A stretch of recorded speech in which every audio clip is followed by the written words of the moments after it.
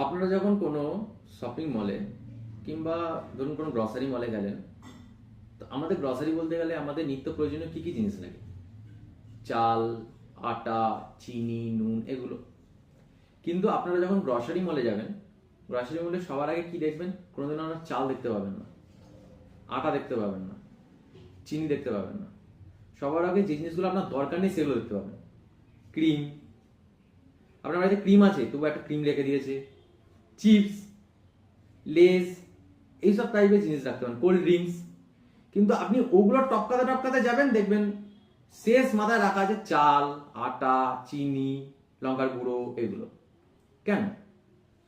কারণ গ্রসারি মলে কি করে, আপনাদের যে জিনিসগুলো যেটা আপনার দরকার নেই সেই জিনিসগুলোকে আগে দেখায়, আকর্ষণীয় করে তোলে।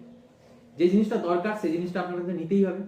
কিন্তু ওই অপ্রয়োজনীয় জিনিসগুলো নিতে নিতে আপনারা পুরোনো জিনিস কিনবেন, অপ্রয়োজনীয় জিনিসগুলো কিনে নেবেন। আপনি একটা বাজেট ফিক্স করলেন 1000 টাকা কিনবেন, কিন্তু আপনি নিয়ে গেলেন 1500 টাকা। বাই এনি চান্স আমার লেগে যেতেই পারে এক্সট্রা টাকা।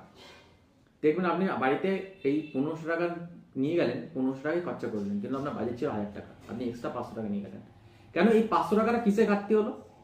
ওই অপ্রয়োজনীয় জিনিসটা কিনলেন বলে। তাই গ্রসারি মলে গিয়ে আবেগপ্রবণভাবে আপনাদের যেটা ভালো লাগছে সেটা কিনে নেবেন না। এসে বাড়িতে এসে ভাবনা চিন্তা করেন কি এমন খরচা করলাম যাতে আমার 1500 টাকায় বেরিয়ে গেল। তাই নিজের ভাবনা চিন্তা করে নিজের বুদ্ধি নিয়ে তবেই কেনাকাটা করুন।